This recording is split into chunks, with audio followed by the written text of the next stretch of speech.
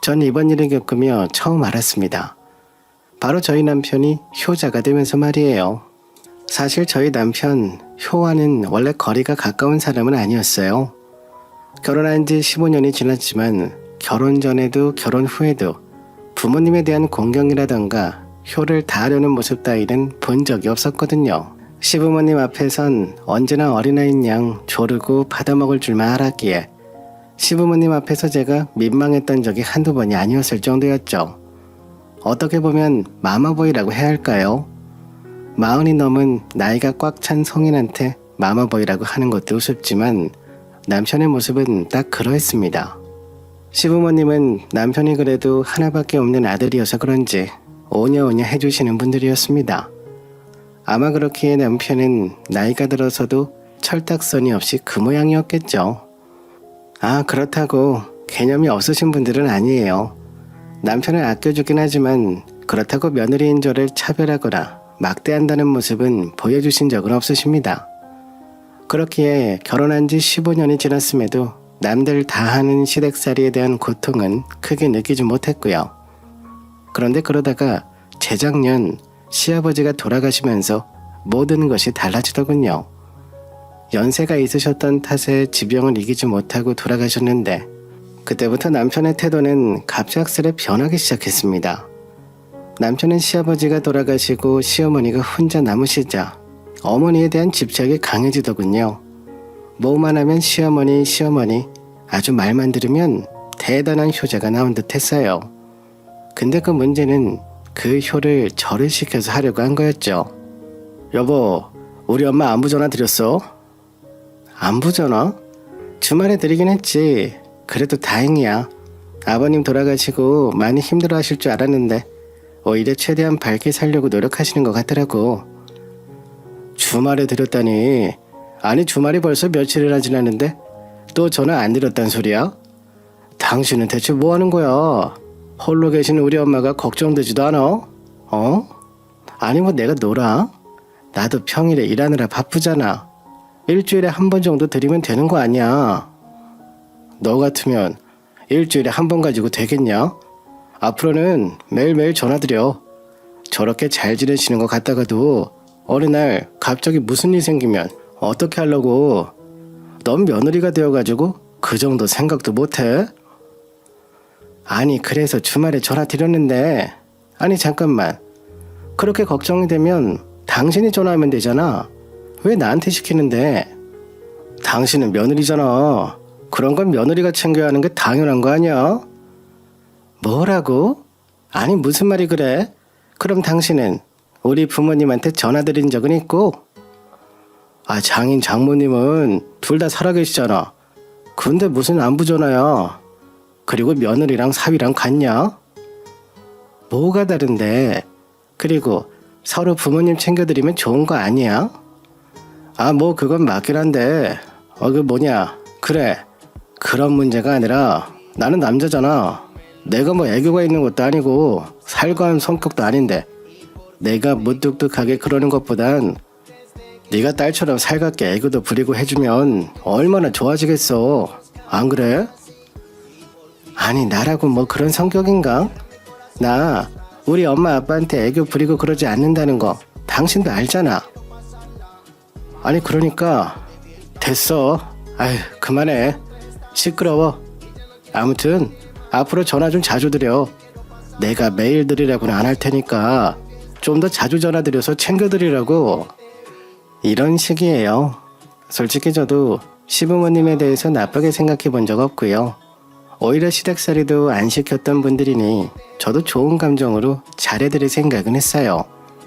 그래서 남편이 말하기 전에도 제가 알아서 안부 전화도 드리고 했던 거고요. 근데 남편의 태도가 저러하니 괜히 하기 싫어지는 기분 아시나요?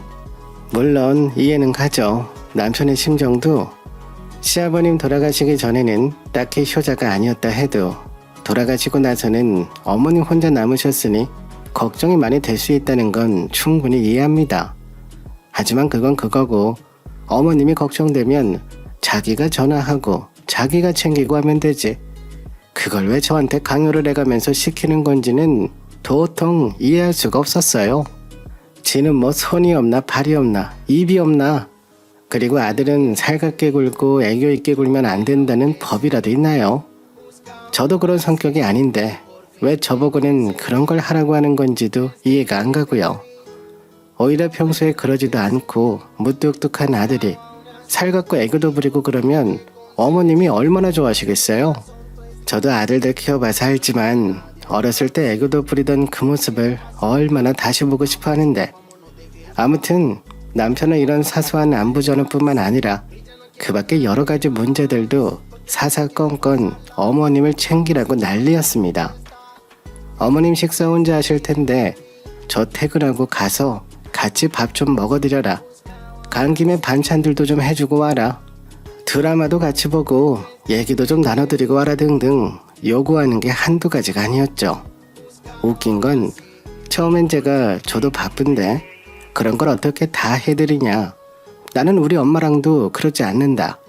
당신이 하라는 입장을 고수하자. 전략을 바꿔가지고는 저의 짜증을 유발한다는 점이었습니다. 대놓고 저에게 계속 그런 걸 하라고 요구하는 게 아니라 뭐 자기 친구 와이프는 어떻게 했다더라 라던가 하면서 간접적으로 은근히 요구하기 시작했었죠. 그러면서 저한테 투정까지 부리는데 와, 이게 정말 스트레스가 이만저만이 아니었습니다. 거기다 사실 제가 아예 그런 걸 안 하려고 했던 것도 아니었어요. 나름 저도 직장인이고 애들도 있었기에 애들 신경도 써야 하는 상황임에도 불구하고 그 와중에 저로서는 최대한 시어머니께 잘해드리려고 노력한 거거든요. 그런데 시어머니는 오히려 제가 그러는 게 부담스럽고 싫다고 하지 말라고 하시는데 제가 어떻게 계속 그렇게 하나요? 하지만 그럼에도 남편은 제가 살갑게 굴지 못하니 그런 거라고만 할 뿐 자기는 어머님께 뭐 하나 해드리려고 할 생각을 하지 않았습니다. 그러니 저만 계속 스트레스를 받았던 거죠. 차라리 남편이 화를 낸다던가 하면 대놓고 싸우기라도 하면서 제 속에 담겨있던 화도 풀고 할 텐데 이건 뭐 내가 자기 말에 반박하면 삐지기만 할 뿐이었으니 정말 미치는 줄 알았습니다. 그런데 문제는 거기서 끝이 아니더군요. 남편이 그렇게 속을 썩이긴 하지만 그래도 시어머님은 딱히 문제가 없었는데 어느 순간부터 시어머님도 저에게 자꾸 자기 아들 좀 잘 챙겨달라 부담을 주기 시작하셨습니다. 뭐 어떻게 해라 저렇게 해라 구체적으로 말씀하시는 건 아닌데 그냥 말로 아들 잘 부탁한다고 계속 말씀하시는 거였죠. 뭐 아버님이 돌아가셨으니 자기도 어느 순간 어떻게 될지도 모른다고 생각하셔서 아들 걱정이 될 수도 있다는 심정은 이해해요. 저도 부모된 심정으로 그런 마음은 이해할 수 있습니다. 그런데 남편이 가뜩이나 저한테 스트레스를 주는 상황에서 시어머님마저 저한테 부담을 주시니 그것 또한 저에게 엄청난 스트레스가 되더라고요. 이해는 한다고 해도 안 그러던 분이 대체 왜 자꾸 그러시는 걸까 짜증이 나기도 하고요. 그게 결국 화병이 된 거였을까요? 건강검진을 받던 날 저는 위암 판정을 받게 됐습니다. 최근 들어 속이 엄청 쓰리다 싶더만 그게 위암일 줄이야. 가뜩이나 스트레스를 많이 받고 있는 상황이었는데 대체 나한테 왜 이러는 걸까 싶었습니다. 그래도 다행인 건 심각한 상황은 아니었단 점이라고 해야 할까요? 수술만 빠르게 하면 완치가 된다고 했기에 그냥 조용히 넘어가면 되겠거니 했습니다. 굳이 저희 부모님이나 우리 아들, 딸들이 엄마 걱정을 할 필요는 없잖아요.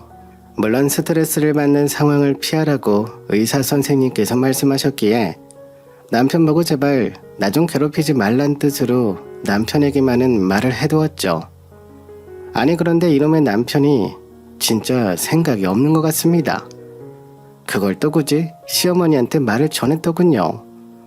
시어머님한테 자기 이제 저 병간호해야 된다고 피곤해 죽겠다고 하소연을 한 거예요. 진짜 미친놈인가 싶었습니다.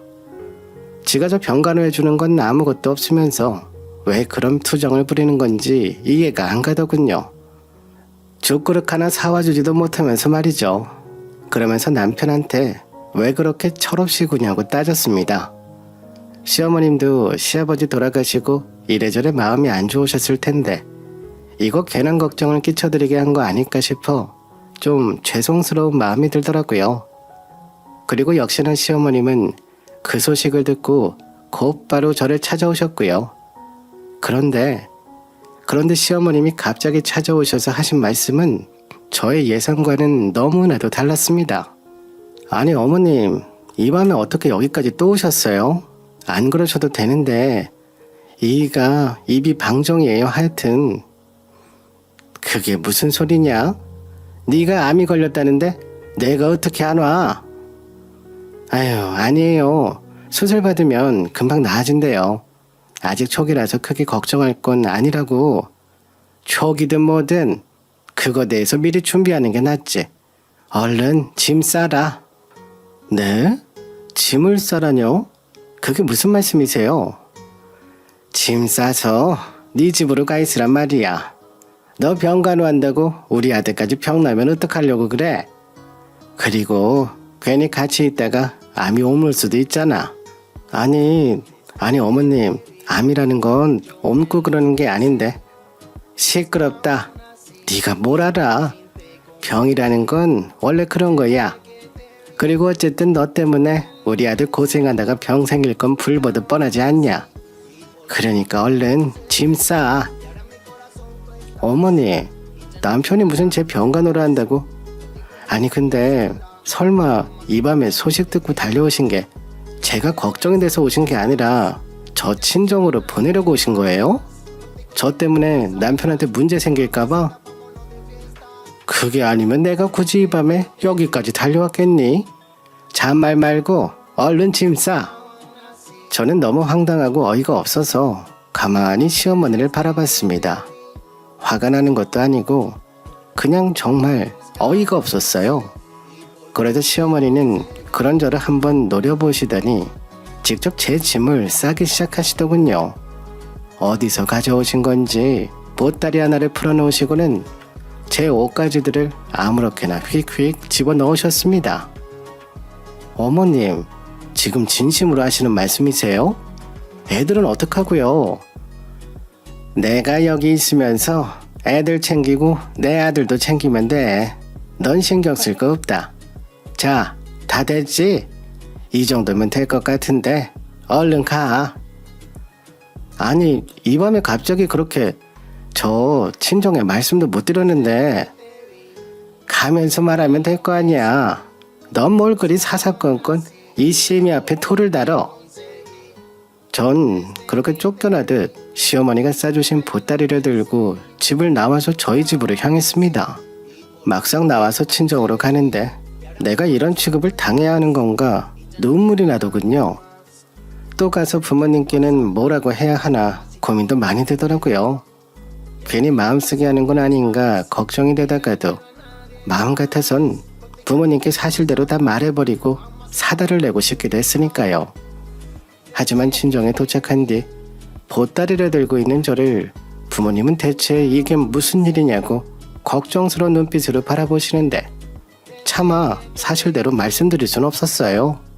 가뜩이나 위암이라고 말을 해야 돼서 걱정을 많이 하실 텐데 집에서 내쫓겼다는 소리까지 들으시면 얼마나 가슴 아파하실지 안 봐도 눈에 훤했죠.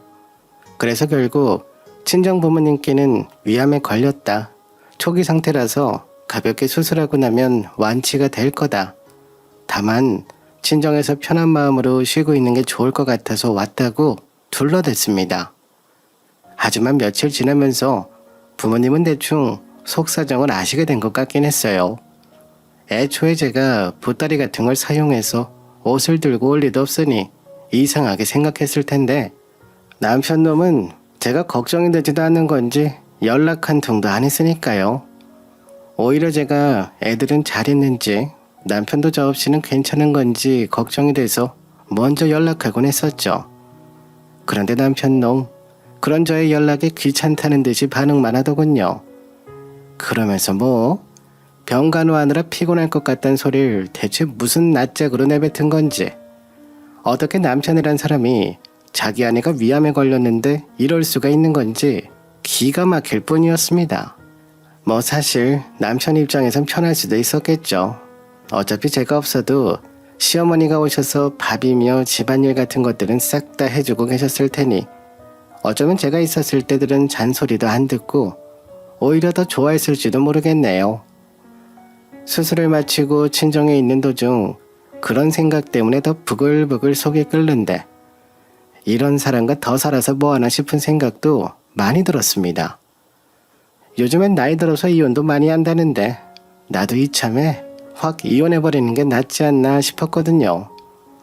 그런데 제가 그런 생각을 한다는 걸 남편이 눈치를 챈 건지 이제 집에 돌아가자며 친정에 찾아왔습니다. 제가 친정에 온 지 약 한 달 만의 일이었어요.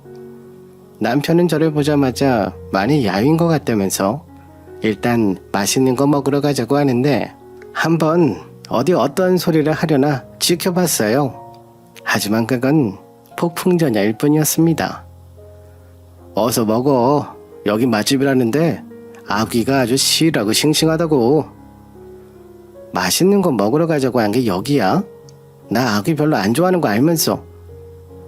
그랬나? 미안, 내가 좀 깜빡했다. 근데 이미 시켰으니 어쩔 수 없잖아. 일단은 그냥 먹자. 물론 제가 아귀찜을 아예 못 먹는 건 아니긴 했지만 솔직히 이때부터 짜증이 나기 시작하긴 했어요. 좀 무신경한 남편놈, 대체 언제야 내가 뭘 좋아하는지도 알게 될까 싶어서 그래도 먼저 찾아와서 맛있는 거 먹고 집에 가자고 하는 게 어디냐 이렇게 속을 가라앉히려는데 좋아하지도 않는 아귀찜을 먹으면서 남편과 계속 대화를 하다 보니 가라앉기는커녕 오히려 더 속이 터지게 만들더군요. 남편놈이 무슨 생각으로 저를 찾아온 건지 알겠더라고요. 근데 어머님은 잘 계셔. 어머님이 당신 걱정돼서 나 쫓아내신 건데 이렇게 내가 함부로 막 돌아가도 되나? 우리 엄마? 걱정하지 마. 지금 우리 집에 없으니까. 없다니 그게 무슨 소리야.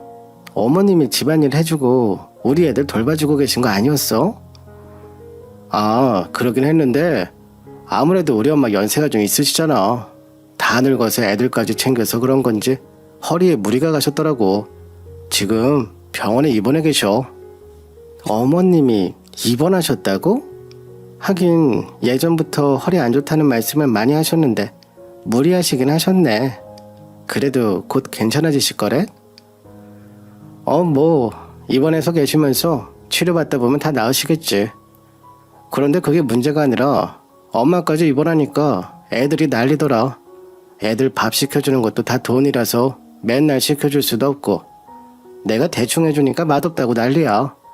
하여튼 이래서 엄마가 필요하다니까 얼른 먹고 집에 가자. 아니 잠깐만, 혹시 내가 걱정돼서 집으로 오라는 게 아니라 당신이나 애들 수발 들어줄 사람 필요해서 그래서 가자고 하는 거야? 아니 꼭 그런 건 아니고 물론 당신 걱정이 됐지. 그러니까 온 거잖아. 지금 말 들어보면 그게 아닌 것 같은데 진짜 기대한 내가 바보지. 나 갈게. 어딜 가? 지금 음식 나오고 있는데. 당신 혼자 실컷 먹어. 입맛 뚝 떨어져서 먹고 싶은 생각 없으니까.